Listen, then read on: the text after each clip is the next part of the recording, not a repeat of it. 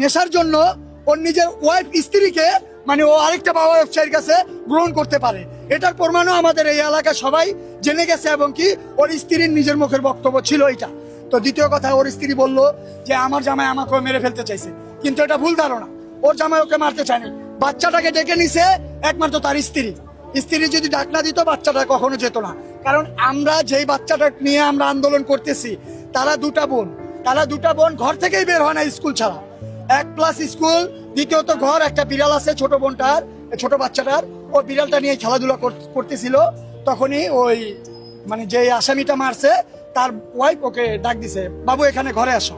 তো ঘরে যাওয়ার সাথে সাথেই ওই যে টান দিয়ে ঘরে ঢুকেছে না, ওই জুতা একটা আল্লাহর কি মেহেরবান বাহিরে পড়ে গেছে, মানে আমরা পাবো বলে খুঁজে তার জন্য। হ্যাঁ, 50টা যে মার্ডার করছে ওরে দেখলাম এই বাসা থেকে গ্যারেজে দৌড়াদৌড়ি করতেছে বারবার। কেন দৌড়াদৌড়ি করতেছে? ওর গ্যারেজে দৌড়াইতেই পারে, স্বাভাবিক। তারপর আমরা আসলাম যে তোর সাথে কথাবার্তা বলি আমরা। আয়সা বললাম কি হয়েছে ভাই দৌড়াদৌড়ি? তো আয়সা দেখলাম সে এতটুকু একটা ছুরি গ্যান্ডিং মেশিন দিয়ে গ্যারেজের ভিতরে ঘষতেছে, মানে একদম চকচকে সাদা করে ফেলছে ছুরিটাকে, মানে এরকম পরিমাণে ধার দিছে মানে ওটা কার আঙ্গুলে লাগলো পড়ে যায়। তো যাই হয়েছে 9টা 7 মিনিটের ভিতরে সে কি করলো, গ্যারেজ থেকে এভাবে লুকায় কি জানি বাড়ির উপরে চলে গেল। তো চলে গেল, 9টা 10 বেজে গেল, 2-3 মিনিটের ভিতরে এই কাহিনীটা। 9টা 10 আমরা এখানে বসে রয়েছি, আমাদের মহাজন আসে না, গাড়ি কিভাবে নিব। তো আমরা বসে থাকতে থাকতে 10:45 বাজে তখন যেই বাচ্চার মা খুঁজাখুঁজি করতেছে, আমাদের নিচে এসে জিজ্ঞেস করছে আপনার ভাস্তি কি এখানে গেছে?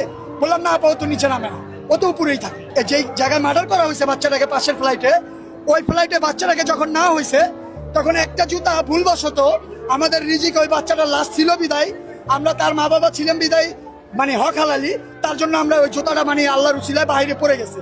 তো বাচ্চার মা খুঁজতে খুঁজতে দেখলো যে একটা জুতা ওই দুয়ারের বাইরে পড়ে রয়েছে। বাচ্চার মা ভাবলো পাশের ফ্লাইটে যেতেই পারে, স্কুলে যাবে না, তার জন্য বাহানা দিয়ে।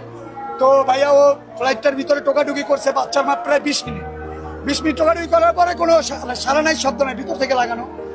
তো বাচ্চার মা আমাদের নিচে এসে 3-4 জনকে ডাক দিল পরে আমরা সাপাল সুপাল নিয়ে, মনির মিয়ার আরেকটা এই যে ম্যানেজার রাখছে, ওইটাকে নিয়ে আমরা সাপাল নিয়ে উপরে গেলাম। উপরে গিয়ে আমরা দরজাটা ভাঙার চেষ্টা করলাম।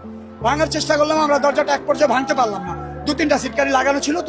তো আমরা যতটুকু হোক এতখানি একটা বগলা করার পরে আমরা যখন ভিতর দিকে এক এক করে তাকালাম তখন শুধু রক্ত আর পানিগুলো ভাসতেছিল, মানে ডাইনিং রুমের ভিতরে, মানে কল সব ছাইরে দিছিল। তো মানে রক্তর কোনো চিহ্ন রাখার মানে চিন্তা ভাবনা ছিল না।